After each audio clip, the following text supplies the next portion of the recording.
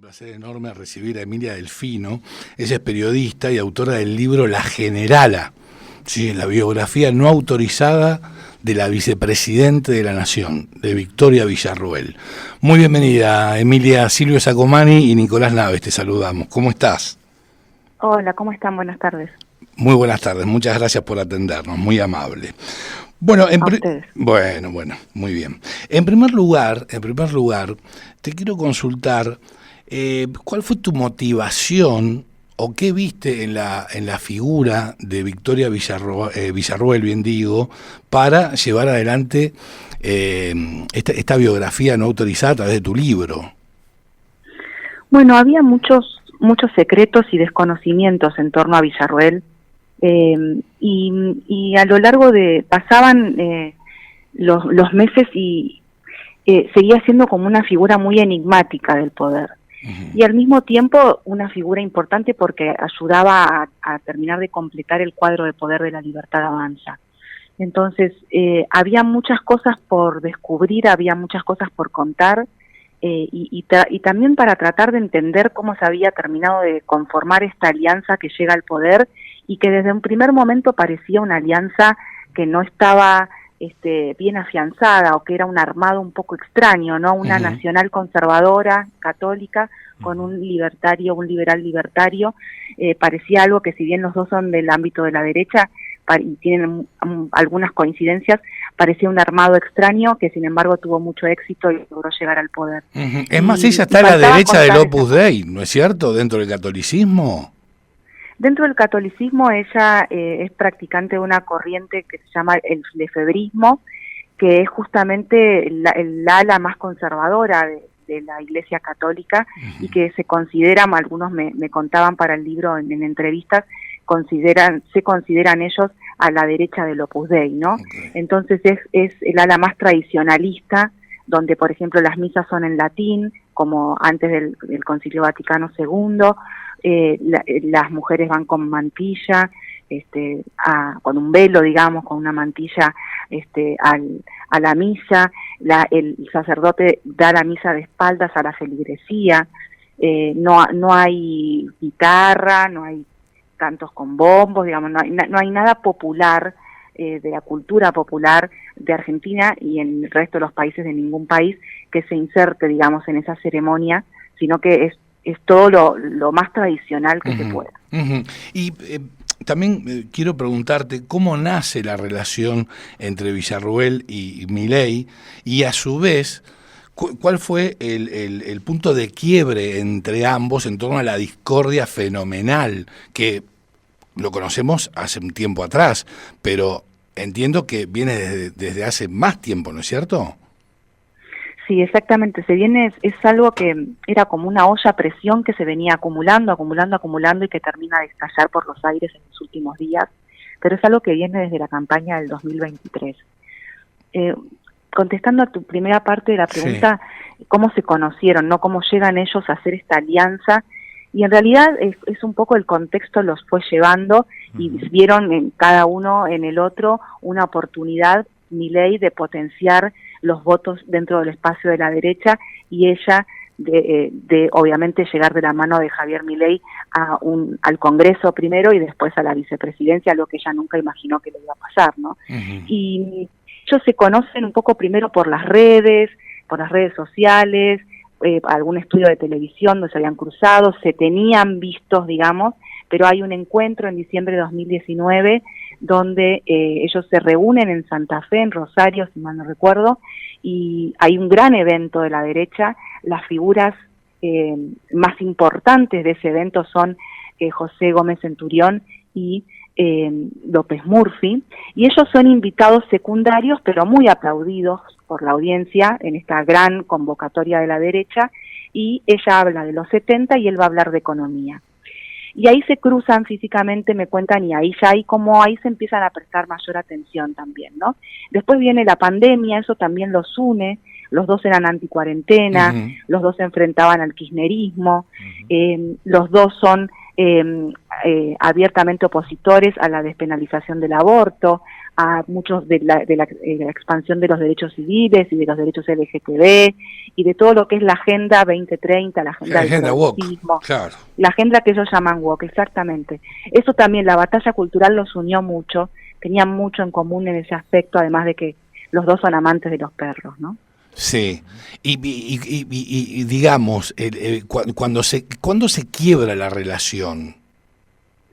Se va quebrando de a poquito, pero por sobre todo tiene que ver con el armado de la campaña 2023. En el libro los entrevistados, tanto del lado libertario como los que se fueron de La Libertad Avanza y los que están del lado de Victoria Villarroel, cuentan lo mismo, cuentan que a medida que avanzaba la campaña de 2023, lo que iba pasando era que ella se iba quedando afuera de la toma de decisiones, ella se quedaba afuera del armado de las listas, y ella pretendía poner candidatos, tener injerencia en esas listas, pero esas listas tenían otro nombre y otro apellido, que es Karina Milei. Y ahí Karina Milei, junto con Carlos Kikuchi, que era el armador político de ese momento de Javier Milei, hacían ellos las listas y no había lugar para, más, sobre todo porque Karina Milei nunca la quiso a Victoria Villarroel, siempre le tuvo desconfianza, y si bien ella estaba ahí por decisión de Javier Milei, y eso era respetado por Karina Milei, siempre hubo una relación muy tensa entre ellas, en donde además había desconfianza por parte de Karina, y por parte de Victoria Villarroel había también una especie de subestimación o de no reconocerle a Karina Milei el lugar que su hermano le daba, porque ella quería hablar directamente con Javier Milei, no quería hablar con la hermana, la mano derecha o lo que fuera, quería hablar directamente con el candidato, con su compañero de fórmula. Y eso fue generando también muchas rispideces, cosas de la vida cotidiana, viste, que vas haciendo roce y roce, y eso, hasta que llega el momento en el que él le promete a Victoria Villarroel, incluso públicamente, que le va a dar el manejo y la toma de decisiones, le va a dar algo, que era el Ministerio de Defensa y el Ministerio de Seguridad. Y ella pretendía la Secretaría de Inteligencia. Ahora, cuando llega el acuerdo con Macri, ella es corrida completamente, recordemos de ese esquema que le había dado dentro del gabinete, y se lo dan a Patricia Bullrich, y lo que más le dolió a Victoria Villarroel, a Luis Petri, Defensa, porque lo que más anhelaba ella era Defensa. Ella tiene su corazón ahí con las Fuerzas Armadas, su padre fue militar, su abuelo fue militar, y eso fue, digamos, también algo que ella, si bien en ese momento cayó, obviamente eso fue algo que siguió fomentando ese quiebre que se venía más adelante. Y el ex marido, hay distintos eventos, ¿no? Perdóname que te interrumpa, Emilia, si yo mal no recuerdo, vos contás que el ex marido de Victoria Villarroel fue un militante extremo de Aldo Rico. Sí, exactamente, ella estuvo casada con un hombre de su edad, en ese momento eran dos chicos de 20 y pico de años, y él era militante de la Juventud del Modín de Aldo Rico, un defensor de los Carapintadas, de las tomas de los Carapintadas en los años 80, y un defensor también abiertamente en sus redes sociales del secuestro y la tortura de personas durante los años 70, durante la dictadura, situaciones a las que él se refiere en tono hasta de burla, haciendo apología del secuestro con Falcón Verde, una persona de ideas muy extremas, que enfrentaba en distintos foros de intercambio. ¿Se acuerdan cuando estaba de moda esos foros donde la gente opinaba y otros le contestaban en internet? A principios de los 2000. Claro. Y él participaba mucho abiertamente, eso queda registrado en la web, lo pude rescatar a pesar de que tenían muchos años, eran de 2006, 2007, 2009, y él, por ejemplo, insultaba a los militares por no rebelarse ante el gobierno de Néstor Kirchner y permitir, por ejemplo, que avanzara la política de derechos humanos del kirchnerismo, o que se expropiara la escuela de mecánica de la Armada, ¿no? Un hombre sí de ideas extremas, que después se desvinculó de la política, no hizo vida pública, es un hombre que además se entrena militarmente, hace cursos para civiles de las Fuerzas Armadas, practica tiro, digamos, un hombre muy relacionado con lo militar, pero civil. Claro, exacto. Emilia, ¿cuál es el primer contacto con la política en el núcleo duro de Villarroel? Hay varios contactos con la política, hay varios coqueteos de ella con distintos sectores de la derecha. Gómez Centurión la había invitado a participar de su espacio. Bueno, ex militar, Gómez Centurión, si yo mal no recuerdo, también, claro. Tenían también muchas coincidencias con la agenda antiprogresista. Ella le dice que no, los pocos días aparece como candidata o como integrante del espacio de Lo Pérfido. Después Lo Pérfido se baja, ella empieza a armar algo ahí también con un espacio muy pequeñito de la derecha y aparece la oferta de Javier Milei y cambia todo.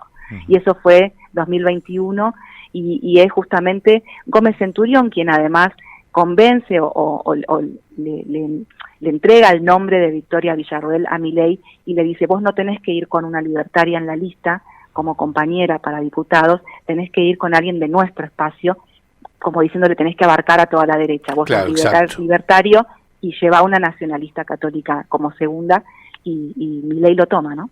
Bien. Emilia, también tengo entendido que ella fundó y fue presidenta del Centro de Estudios Legales sobre el Terrorismo y sus Víctimas. Bueno, desde ese centro de estudios ella cuestionaba los juicios por crímenes de lesa humanidad, todo. Pero eso se dio en el año 2005, 2006, ¿puede ser? Es más que nada 2007, 2008, entre 2006 y 2008. El lanzamiento oficial, la presentación oficial en el Sheraton fue en 2008 de la ONG. Pero ella ya venía con otra ONG antes que se llamaba Jóvenes por la Verdad, que era, bueno, ellos justamente eran jóvenes, que lo que hacían era bajar línea, digamos, expandir lo que ellos consideraban la verdad histórica en contraposición al discurso oficial del kirchnerismo y la política de derechos humanos de ese momento, a principios de los años 2000, el avance de los juicios, etcétera. Ellos se oponían a eso y contaban la versión de las Fuerzas Armadas, defendían abiertamente a personas acusadas de delitos de lesa humanidad como Ricardo Cavallo, el miembro del grupo de tareas de la ESMA que fue extraditado a España por orden del juez Baltasar Garzón. Hacían una campaña para mandarle cartas a través del papá de Cavallo a la cárcel en España, cartas de apoyo. Después hacían reuniones con Videla, publicaban, hacían un newsletter, iban a las misas a rezar por los militares detenidos por lesa humanidad. Entonces había todo un discurso que después da un giro de 180 grados, ella se desvincula absolutamente, trata de desvincularse, casi absolutamente porque no lo logra, pero trata de desvincularse, de sacarse el tufillo militar de encima y empieza a hablar de las víctimas de las organizaciones armadas de los 70. ¿Por qué? Porque la estrategia era dejar de hablar de los victimarios y empezar a hablar de otras víctimas. Y justamente la idea era de esa manera poder instalar el conflicto entre la izquierda y la derecha por los 70 con otra estrategia, y detrás de esa estrategia también había hombres muy poderosos que la pensaron, la idearon y la eligieron a ella para que lleve adelante esa batalla, ¿no? ¿Qué lectura haces del encuentro de Victoria Villarruel con Isabel Martínez de Perón y por qué se da el mismo, ¿no es cierto? Ella hacía tiempo que lo quería hacer, por lo que yo pude reconstruir. El papá le hablaba mucho de Isabel. Ella era muy crítica, es muy crítica en la intimidad del gobierno de Isabel Perón. Y sin embargo decidió hacerle este homenaje, ¿no? Sí. Algo muy contradictorio. Las contradicciones son muy comunes en ella. Pero además, el padre le hablaba mucho con respecto a lo que Isabelita, a la puerta que Isabelita abrió para el paso entre el 75 y la dictadura militar. Y ese paso tenía que ver con el operativo Independencia en Tucumán. Y lo que el papá le contaba era que Isabelita había apoyado a las Fuerzas Armadas y les había dado poder y la posibilidad de poder ir a Tucumán con un decreto que legalizaba el accionar del ejército a combatir al ERP. Y que ahí había empezado la batalla contra lo que ellos llaman la subversión y para Victoria Villarruel es el terrorismo. Y eso a ella le quedó siempre como que no se le había reconocido nunca a Isabel Perón su lugar en la historia o el pequeño aporte que para los militares había hecho Isabel Perón a la historia y a la política del país, ¿no? Al rumbo del país en realidad. Como que si ella no hubiese abierto esa puerta, tal vez el 76 no hubiese llegado el 24 de marzo, o hubiese llegado de otra manera. Pero me parece que también al mismo tiempo es un gesto hacia el peronismo, hacia la derecha, y un gesto que para muchos fue equivocado, porque incluso miembros del peronismo más conservador lo leyeron como un gesto equivocado. Les parecía bien que tener un busto de Isabelita Perón en el Senado, porque fue presidenta del Senado, pero no ir a verla, darle una placa, darle santidad, digamos, ¿no? Fue algo que incluso para los más conservadores no fue bien visto. No, mismo para el interior del gobierno, ¿no es cierto?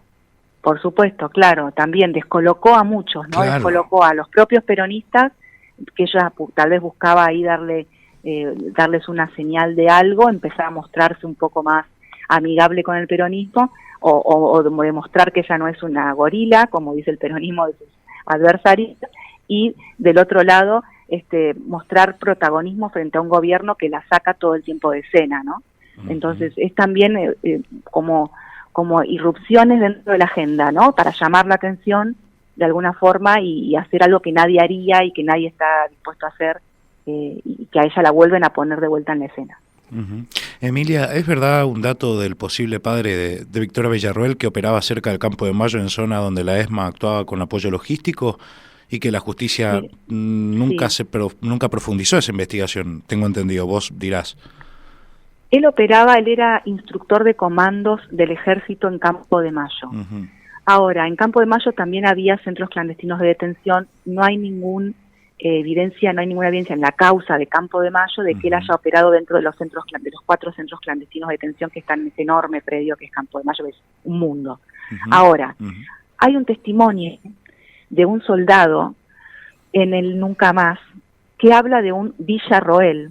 Uh-huh. Le cambia un poco el apellido si llegara a haber sido él, pero no lo sabemos. Uh-huh. Que habla de un Villarroel que operaba en la misma zona donde él estaba y que lo que hacían era liberar la zona para que la ESMA la patota de la ESMA pudiera actuar en el secuestro de civiles durante la dictadura. Y eso siempre quedó ahí, nadie lo investigó, eso no avanzó. El padre de Villarroel falleció, no puede ser juzgado. Claro. Y lo mismo pasó con el operativo Independencia. Él va en el 75 y tiene otra incursión en el 76 cuando es herido incluso en combate con el ERP, se presume, y le entrega a Bussi, quien después fue el dictador de Tucumán y que era quien tenía a su cargo el operativo Independencia en el 76, le entrega un diploma de mérito, ¿no? Como un reconocimiento de honor por su labor en el operativo Independencia contra el ERP. Uh-huh. Ahora, ¿qué nos podés comentar acerca del asesor de Victoria Villarroel y qué peso específico tiene para con ella? Bueno, él llega en mayo, su jefe de asesores hoy es Mario Patorruso. Estaba ahí dando vueltas, pero llega formalmente en mayo al equipo de Victoria Villarroel. ¿Pero no estuvo con Milei antes? Él estuvo con Milei, fue el armador político de la campaña de 2021, es el que trae el concepto de la casta a la campaña, es el que ayudó a Milei a ganar en 2021 y es el que elige a Victoria Villarroel como su compañera de lista para diputados en ese año. Y ellos tienen muchas coincidencias ideológicas, te diría un montón de coincidencias. Los dos son nacionalistas, los dos son de derecha, los dos están en contra de la agenda progresista, él es peronista, ella no, pero tienen un montón de coincidencias y incluso en las formas también, ¿no? Los dos son muy de arremeter, muy más de un estilo agresivo. Uh-huh. Y Russo viene un poco como su jefe de asesores, pero Russo se dedica a otra cosa. Él arma campañas, construye políticamente, asesora políticamente a candidatos. Asesoró a Guillermo Moreno, por ejemplo, también dicen. Caramba. Y en este momento todo indica que Russo no está solo asesorándola en cuestiones del Senado, en donde Russo nunca trabajó, no conoce de administrativo parlamentario, digamos. Ahí hay otra cosa, hay una... ¿Qué? ¿Un proyecto político por parte...? Ajá, claro. Sí, todo indicaría que viene a reforzar eso, a lo que ella nunca terminó de armar de la mano de Claudia Rucci. Claudia Rucci también vuelve en mayo, se había ido en enero y vuelve. Todo indica que algo se está activando ahí. Y fíjate que los dos personajes son los dos peronistas, Claudia Rucci y Mario Pato Russo. Exacto, exacto. Ahora leí también que comentaste que Pato Russo está convencido de que el presidente Milei no va a terminar su mandato. Sí, eso es lo que cuentan en su entorno.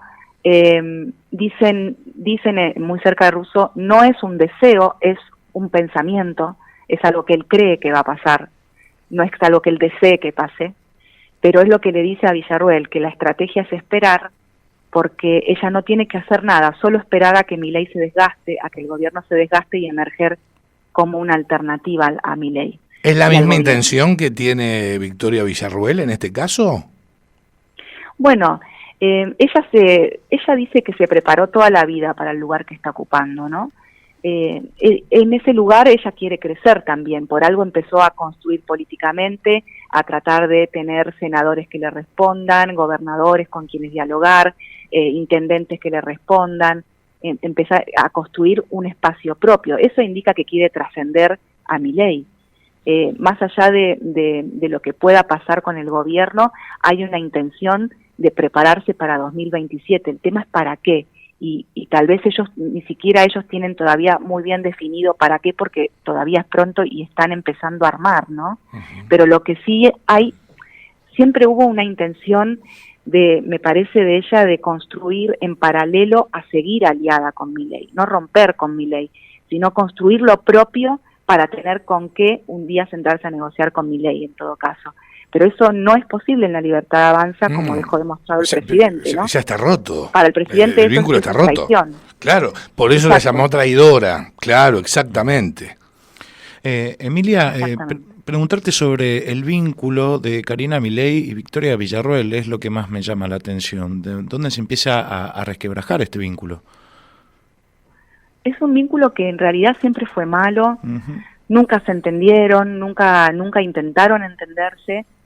De hecho, Villarruel tenía un asesor al principio cuando llegó al gobierno y durante la campaña, que era Guillermo Montenegro, que hoy es diputado por la Libertad Avanza. Y Guillermo Montenegro le decía, llámala a Karina, habla con Karina, decíselo a Karina. Y ella le respondía, yo hablo con Javier. Entonces, ahí había una cosa de no reconocerle también el lugar a Karina y una desconfianza. Claro. Que también se debía a que no había feeling entre ellas, ¿no? Porque si vos te llevas bien con una persona, tal vez no tenés problema en hablar. Pero desde el principio ella también sintió que no era querida por la hermana del presidente, porque siempre le generó mucha desconfianza. Mira, hay una anécdota que lo cuenta Victoria De Masi en el libro Karina, que es el libro sobre la hermana, que cuenta que Karina sabía que les iba a ir bien en la elección de 2021, pero nunca pensó que iban a sacar la cantidad de votos que sacaron. Y el cálculo que ella hacía era que Javier iba a entrar y Villarruel no, que iba a entrar solo un candidato de la lista, la cabeza de la lista. Le salió mal, le salió bien por un lado porque sacaron un montón de puntos que no esperaban sacar, y le salió mal por el otro porque vino con Villarruel al lado, ¿no? Entonces ella nunca, al principio ella nunca frenó nada porque nunca pensó que en todo caso ella servía para traccionar ciertos votos de la derecha, pero que no iba a crecer políticamente al lado de él, que era una palanca. Y bueno, las cosas se dieron de otra manera, ¿no? Está claro. Ahora, la opinión pública, a ver si estás alineada conmigo, entiende en líneas generales que quien impulsó, ¿sí?, precisamente, digamos, el quiebre, la ruptura de la relación con Victoria Villarruel fue el propio Milei. Sí, exactamente. Hay un quiebre en la relación de ellos dos, una relación de cariño, una relación en donde ellos tenían muy buena onda, se entendían muy bien, una relación en donde ella tenía hasta gestos maternales con él, y él la apreciaba muchísimo, y que a medida que va avanzando la campaña y los reclamos de Villarruel se hacen muy intensos, eso va colmando un poco la paciencia también de Javier Milei. Hablan de discusiones acaloradas en algunas circunstancias, y después viene distintos gestos de Villarruel, digamos, gestos subterráneos y públicos. Los subterráneos son este intento de ir construyendo alianzas propias para tener poder propio. Y los públicos son algunos que seguramente todos recordamos, que fueron un traspié, digamos, fueron un exabrupto que, como la frase del jamoncito, digamos. ¿no? Bueno, claro, sí, claro. bueno, está Karina, Sí. exactamente, Karina, Claro, sí. Victoria Villarroel y el jamoncito del medio. Exactamente, y eso generó mucho Sí, me malestar en imagino, Milei. claro. Ella le tuvo que pedir disculpas a pedido del presidente, eso lo cuento en el libro también, digamos, porque fue un momento donde se quiebra ahí la confianza, ¿no? Como él sintió que ella le faltaba el respeto. Y que lo estaba minimizando como presidente, ¿no? Que como de hecho que era un objeto de claro, pelea entre dos mujeres. Que de hecho así fue, me impresiona esto, ¿no es cierto? Sí, porque él realmente estaba en el medio de una interna. Cuando él cuentan que cuando él la elige como candidata a vicepresidenta, le dice, vas a ser vos, no digas nada, callate la boca, no te metas en las internas de la Libertad. Entonces ella lo sabía desde tiempo antes de que él lo anunciara, y fíjate que lo que él le dice, no te metas en las internas, ¿no? Entonces esa relación se va quebrando de a poquito, después vienen otras, después viene el Pacto de Mayo, ella le falta al Pacto de Mayo en Tucumán, ¿se acuerdan? Al otro dice que tiene gripe, al otro día aparece radiante en el desfile militar, se suben al tanque, o sea, él otra vez la tregua, se suben al tanque, después vienen algunas derrotas o desinteligencias en el Senado y le echan la culpa a ella, cuando del lado de ella dicen que hizo todo lo que podía, pero que el gobierno no le da nada para negociar. El gobierno no le da nada para negociar con los senadores, que es negociar con los gobernadores. Justamente, o sea, ella se siente atada de manos también para negociar las leyes. Y del otro lado eso no lo captan.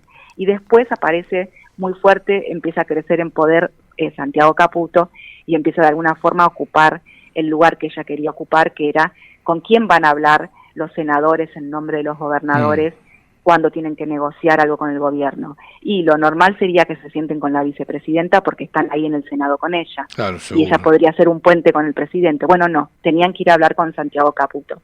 Entonces también del otro lado, ¿no? Esto de sentirse minimizada, corrida, que le desconfían, porque justamente no le daban a ella esa misión porque le desconfiaban, creían que todo lo que hace Villarroel capitaliza para Villarroel y no para Milei. Y después se van dando distintas escenas, tanto públicas como privadas. Él la llama Tasca en una entrevista, eso a ella le dolió muchísimo. Y se van desencontrando cada vez más hasta que ella decide llamarse a silencio, no confrontar más y esperar, en la estrategia que le dio Pato Russo, esperar. Y sin embargo, el hartazgo de los últimos días de ella fue de un nivel, cuentan muy cerca de ella, que termina saltando todo por los aires.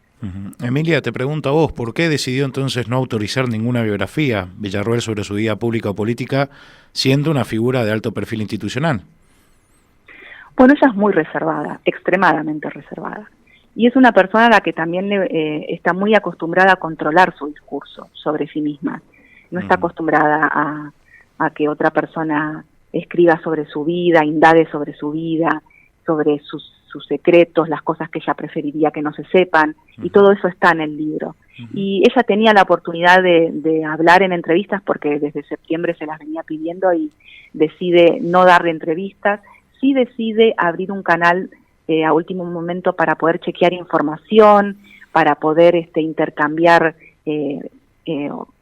no opiniones sino impresiones, para que pueda estar la versión de ella sobre ciertos hechos, que era muy importante que estén, y también para que estén presentes, que yo pueda ir reconstruyendo a través de su entorno también sus sentimientos, sus creencias, sus pensamientos, por qué hace las cosas que hace, por qué toma las decisiones que toma, tratar de entenderla, ¿no?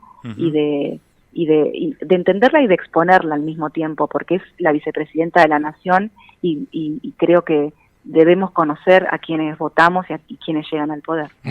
Totalmente. Emilia, te agradecemos infinitamente este contacto. Gran libro, sin lugar a dudas, y comprendemos a la perfección, luego de toda tu narrativa, el motivo por el cual lleva el título La Generala, este libro, ¿no es cierto? Muchísimas gracias a ustedes, un gusto hablar con ustedes.